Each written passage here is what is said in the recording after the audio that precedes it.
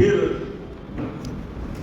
जिस व्यवस्था से आदरणीय लालू प्रसाद जी ने इस बिहार को निकाला था,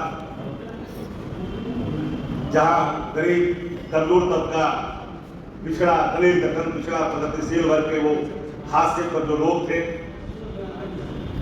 उनके अंदर उनके कर्तव्यों का बोध कराया और सम्मान जो उनके जीवन में लाया, लौटाया।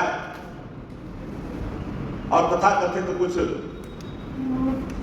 लोग जो खटिया और मचिया पर जिनको बैठे देखना पसंद नहीं करते थे,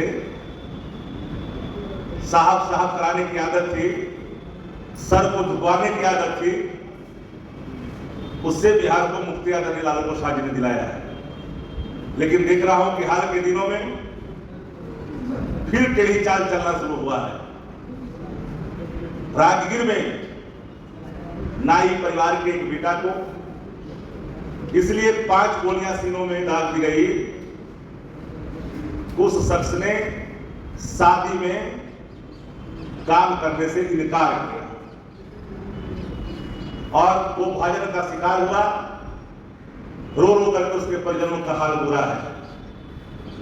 आप देखें आरा में जिस तरह के तांडव हुए, बबलू सिंह कौन है, सम्राट चौधरी, नित्यानंद राय, रविशंकर जैसे लोगों के साथ उनकी तस्वीरें हैं। ताबड़तोड़ गोलियां चलाई और वहां जो है मौत की नींद सुला दिया गया। आप देखिए उतना ही नहीं, गुजरात में तो जदयू नेत्री की सीधे गोली मारकर हत्या कर दी गई। पटना में बेतिया में पुलिसकर्मी की गोली मारकर हत्या कर दी गई।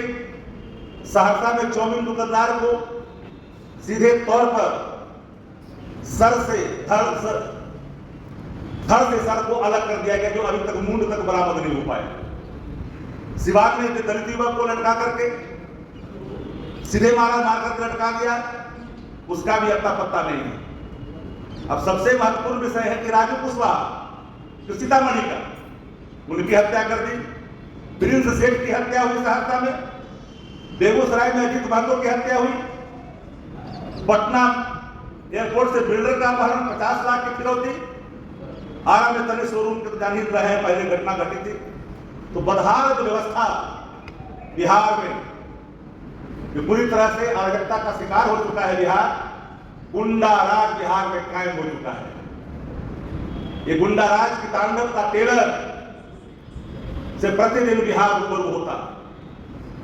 बिहार के तमाम इलाकों में जहां गलियां सुनसान दिखाई पड़ती है, ग्राम अवस्था में माताएं और बहनों की आंखों से निकलने वाले स्वर रुआ से भरे हैं।